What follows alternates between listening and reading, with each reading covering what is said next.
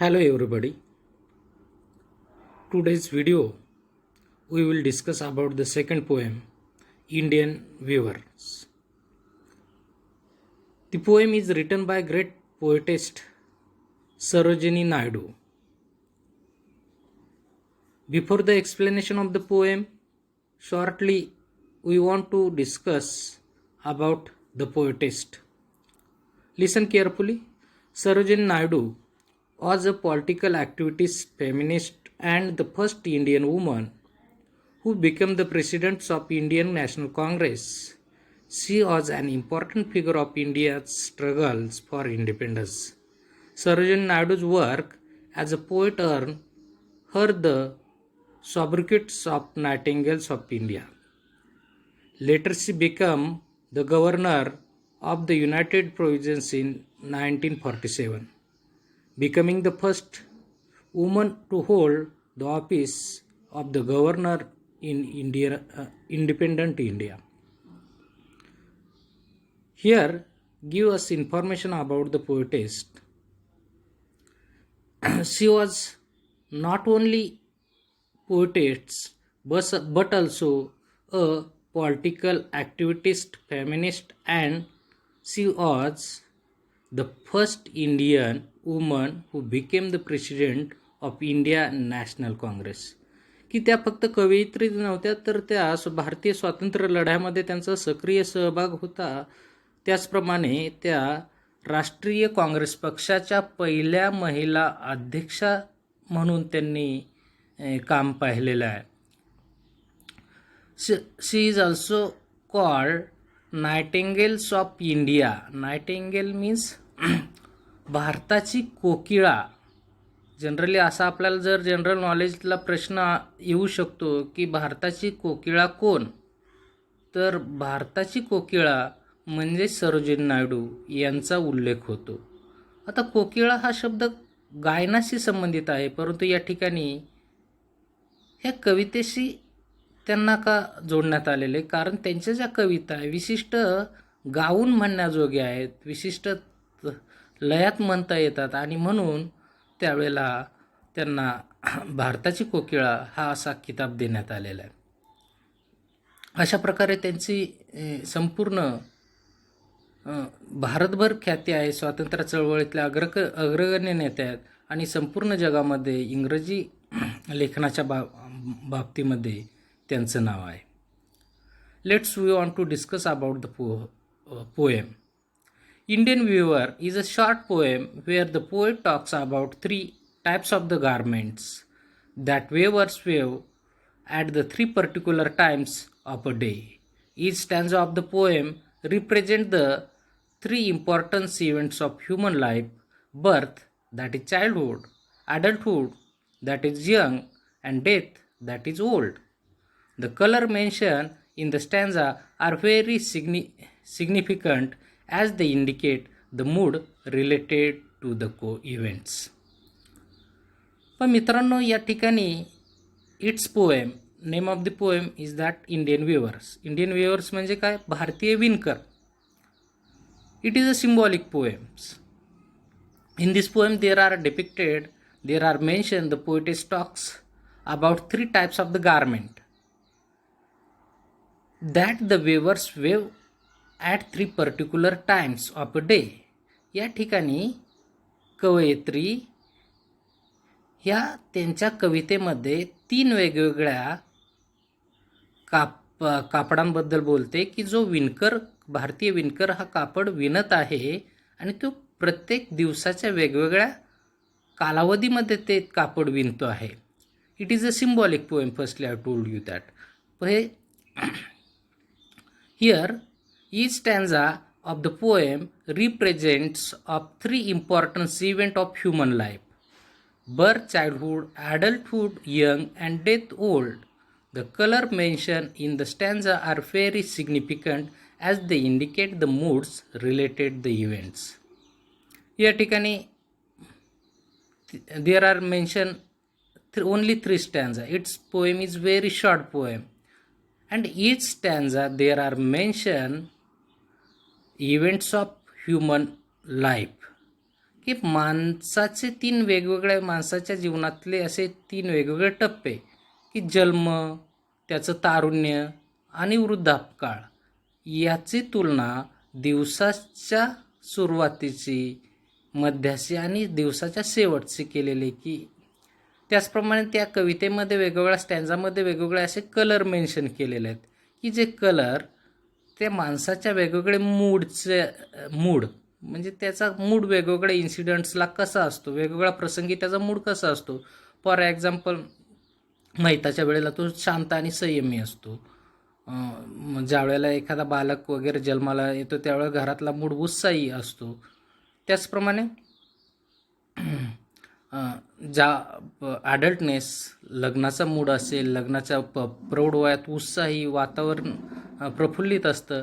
त्या प्रकार वेगवेगळे मूड इंडिकेट या ठिकाणी केलेले, दिवसाची सुरुवात वेगवेगळा कालखंड दर्शवलेला आहे आणि त्या कालावधीमध्ये जो विणकर आहे, भारतीय विणकर कोणत्या पद्धतीचं कापड विणतो आहे ते या ठिकाणी मेन्शन केले.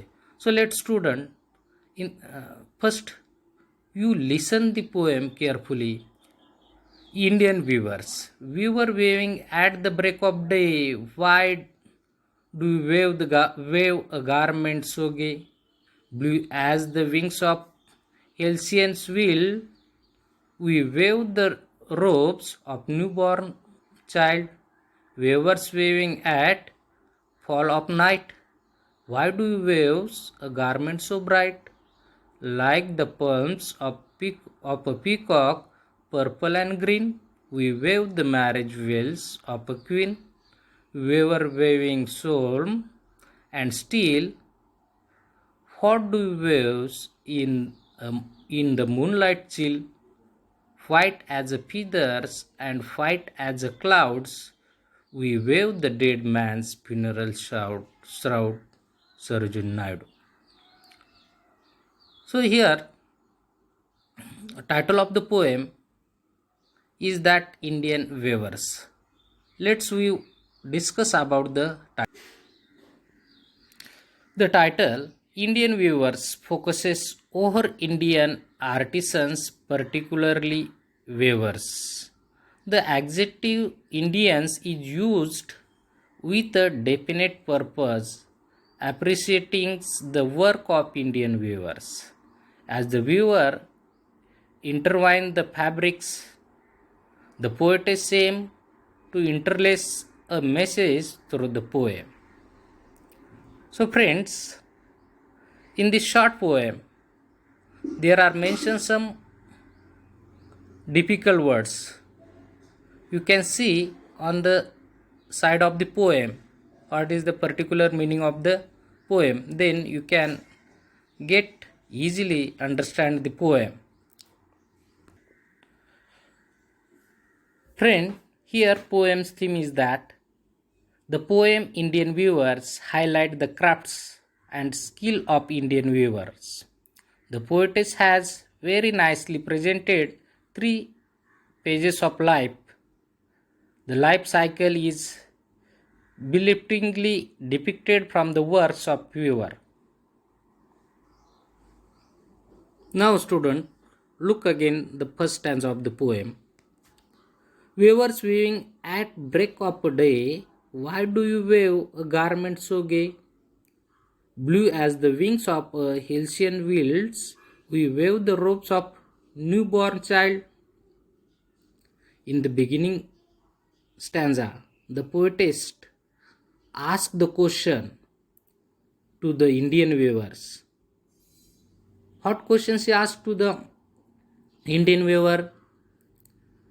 The question asked through first 2 lines. Weaver weaving at break of day, why do you wave a garment so gay? Array weaver, here poetess asking the question to the weaver.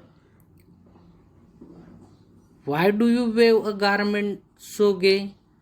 अरे विणकरा, तू हे कापड गे म्हणजे चमकदार, हे चमकदार हे आकर्षक कापड तू का विणतो आहेस?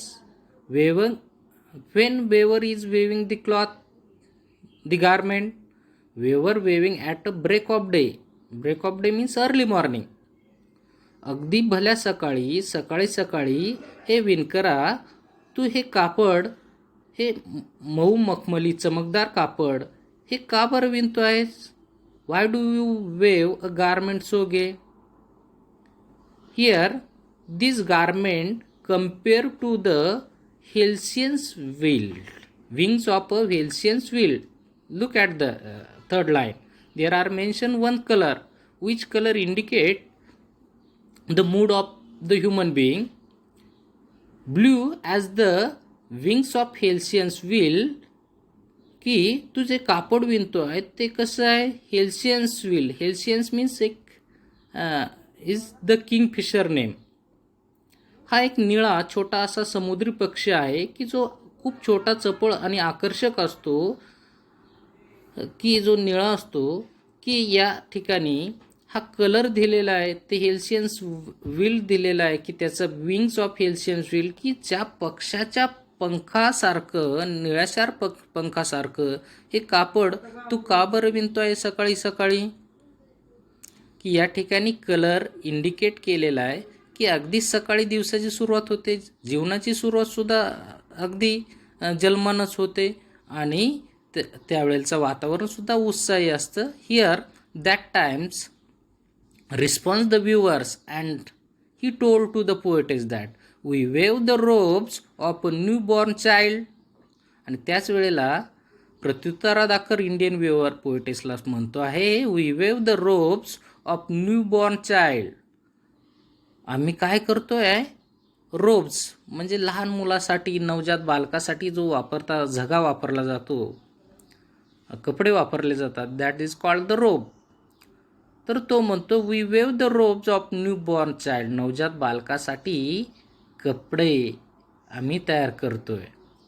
हे मऊ मखमली कपडे आम्ही नवजात बालकासाठी तयार करतोय की जे हेल्सियन्स त्या किंगफिशरच्या पंखासारखे उबदार आहेत, आकर्षक आहेत.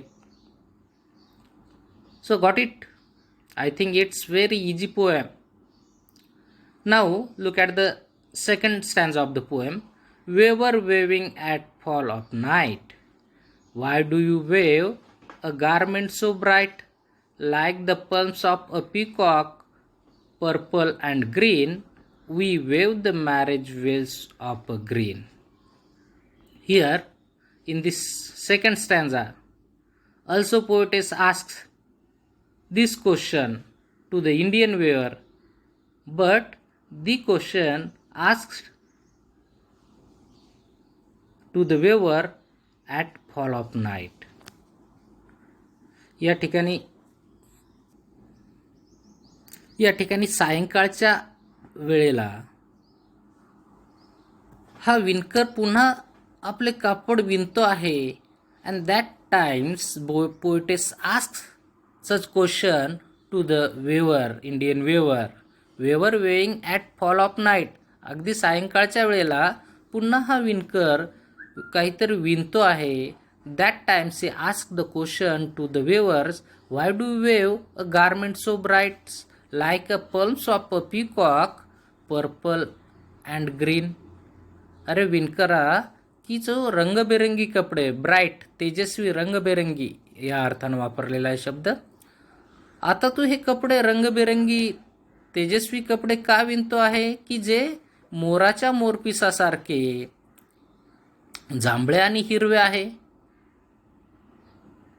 That times response the weavers to the poetess, we weave the marriage veils of a queen. त्यावेळेला तो प्रत्युत्तरास दाखल पुन्हा सांगतो की आम्ही राणीच्या लग्नासाठी हे कापड, मोरपिसाचे मखमली कापड विणतो आहे. पण मित्रांनो, या ठिकाणी सायंकाळची वेळ आहे. सायंकाळची वेळ ही निवांत वेळ असते. ज्या पद्धतीने दिवसभर दमून भागून कामावरून हे माणसं घरी रिलॅक्स होण्यासाठी येतात. मोकळा वेळ असतो, कातर वेळ असतो आणि दरम्यान मुलंसुद्धा अभ्यास करून दिवसभराचं काम करून घरी आलेले असतात. सर्व एकत्र असतात, उत्साही वातावरण असतं आणि त्या दरम्यान इथं सायंकाळ इंडिकेट केले की उत्साही वातावरण आहे आणि संध्याकाळचं तू अशा प्रकारे कापड का विणतो आहे, सायंकाळी कुठलं का कापड विणतो आहे की ते रंगबिरंगी तेजस्वी आहे.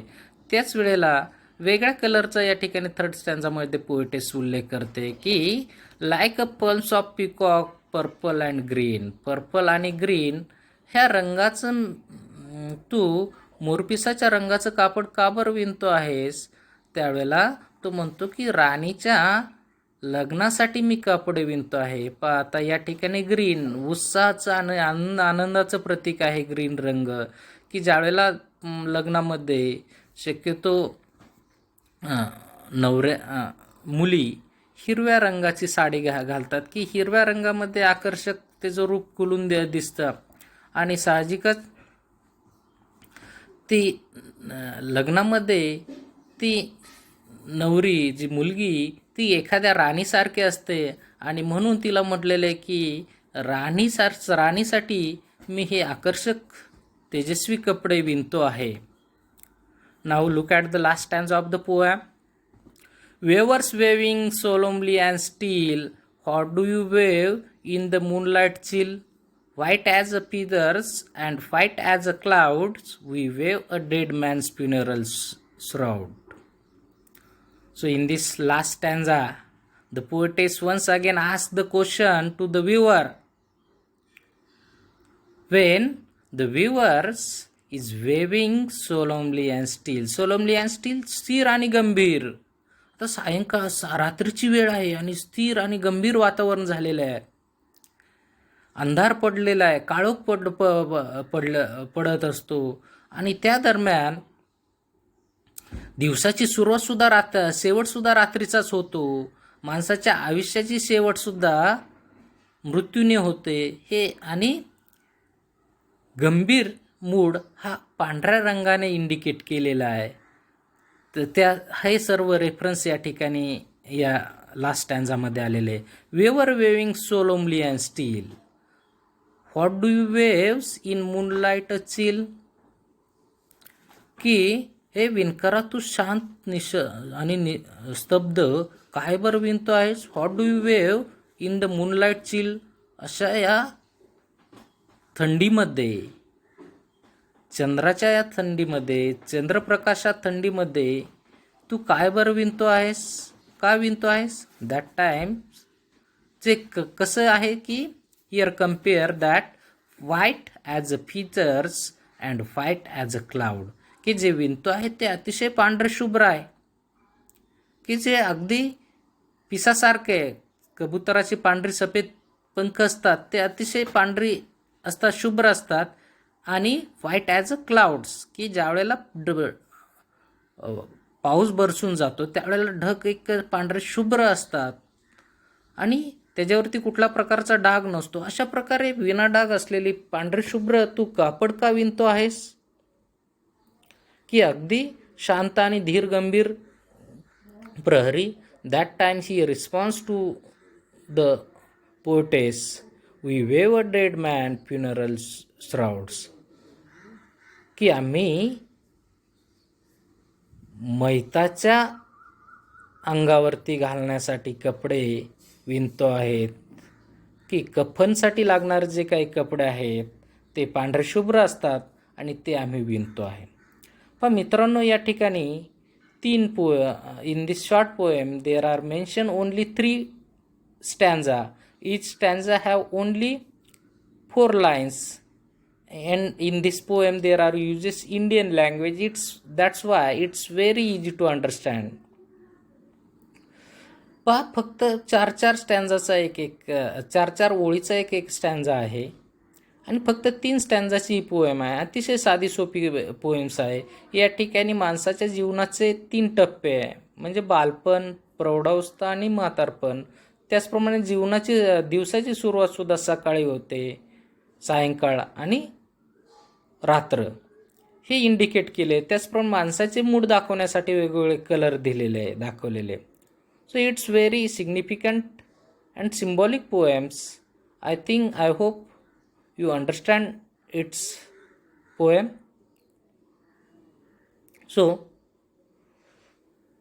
today's lecture, today's video, we want to stop now.